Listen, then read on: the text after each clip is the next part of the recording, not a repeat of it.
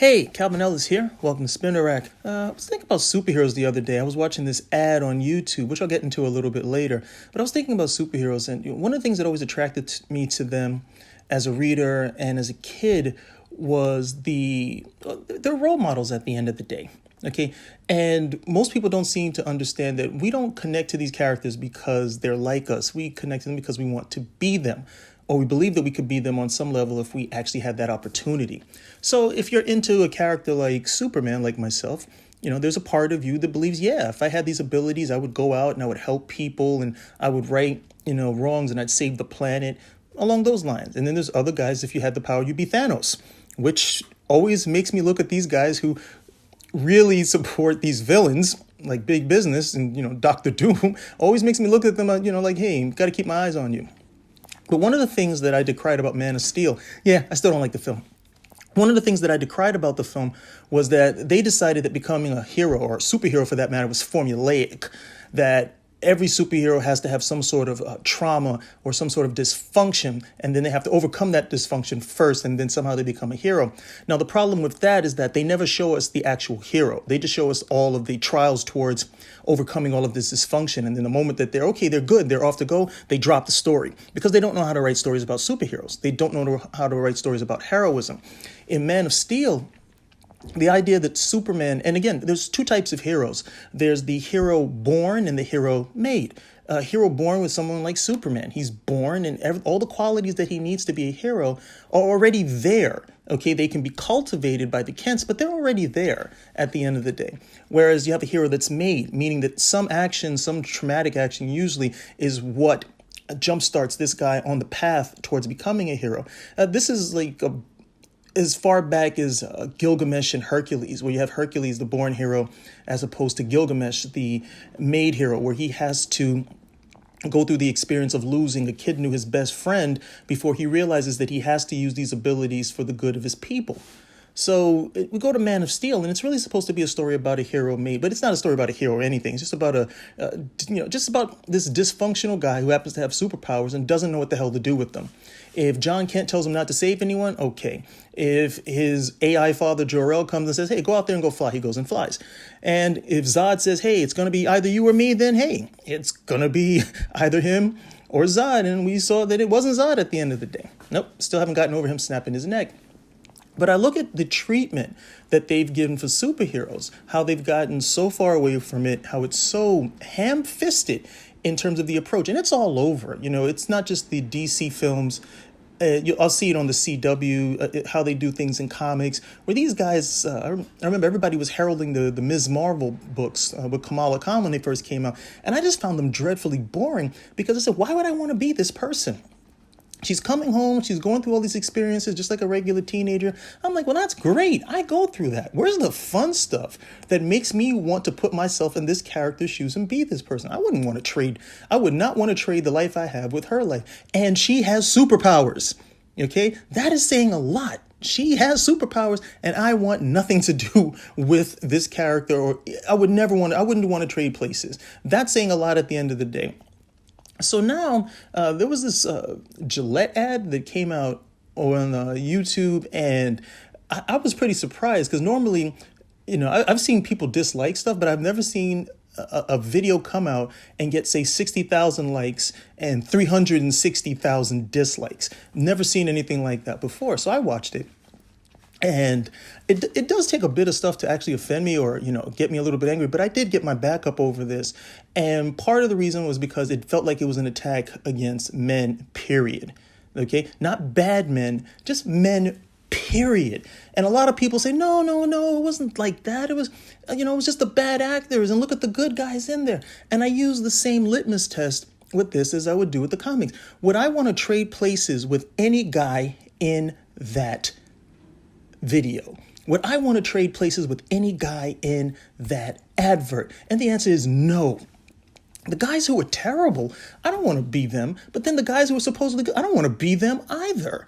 Okay, this is not something that I would want to aspire to. Oh, you don't want to aspire to breaking kids up? No.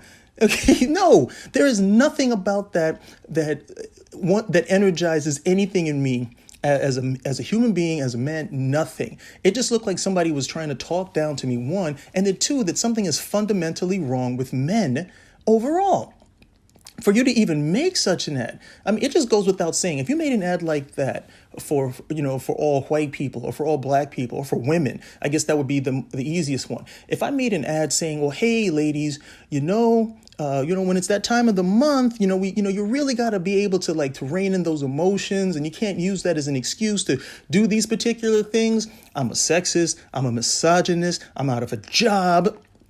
I can't go on any of the social accounts I have anymore. It would never happen. The idea that they felt that they could do something like this and, just literally just aiming at guys with no problem, just really strikes to where we are at the end of the day. But it stems, I think, a lot from, and I make the connection to where the writing and the push has been towards what we value in terms of, human beings and in terms of character. I mean, if I look at the original Superman film, this was a guy who got it right.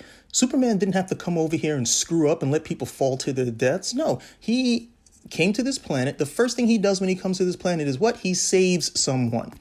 Okay, he saves his foster father, John Kent, from being crushed by a truck. And he smiles when he does it. Later on, his father dies. And but we all know that experience of losing someone and understanding as much as we can do, we can't necessarily save that person. And then he just goes on, to save people, and to help people. He doesn't come over here and get, I got to come over here and half the planet has to die for me to realize, oh, maybe I should go left instead of right.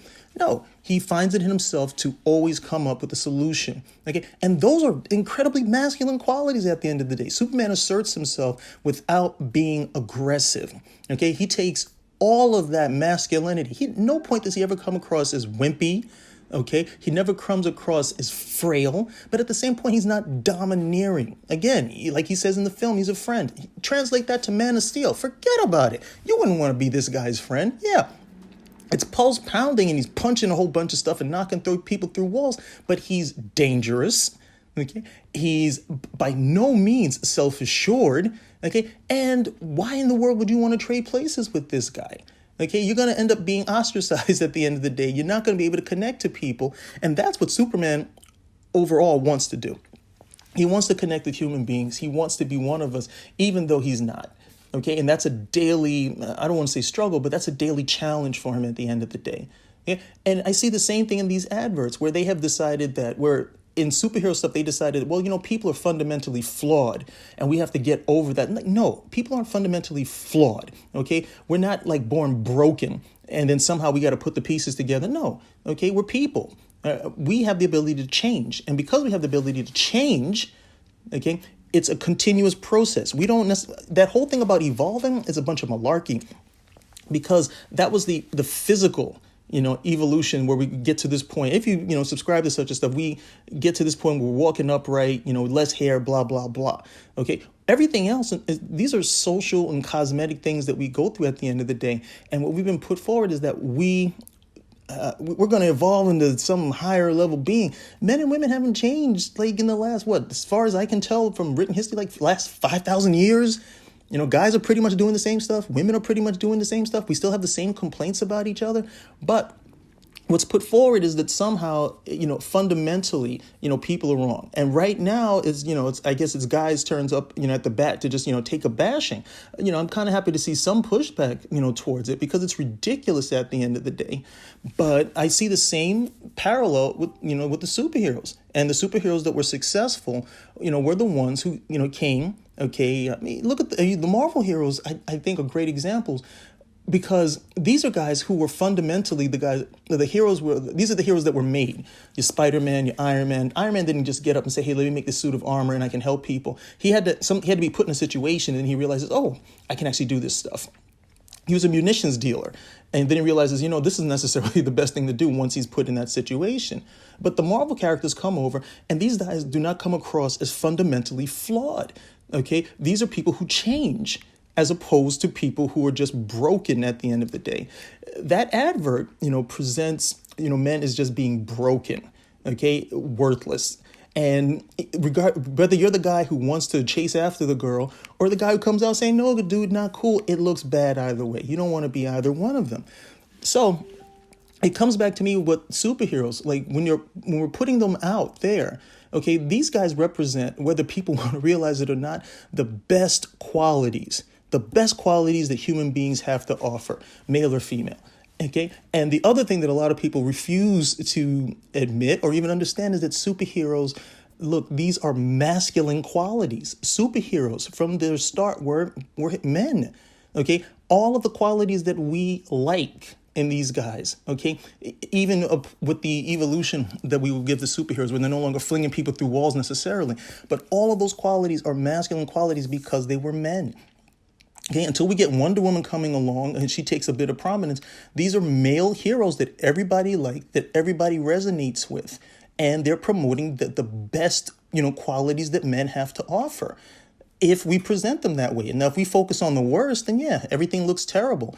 But it's no different than that ad at the end of the day. You got to put those best qualities forward. And, like the great philosopher De La Rosa said, we have to emulate those qualities. We are creatures of imitation.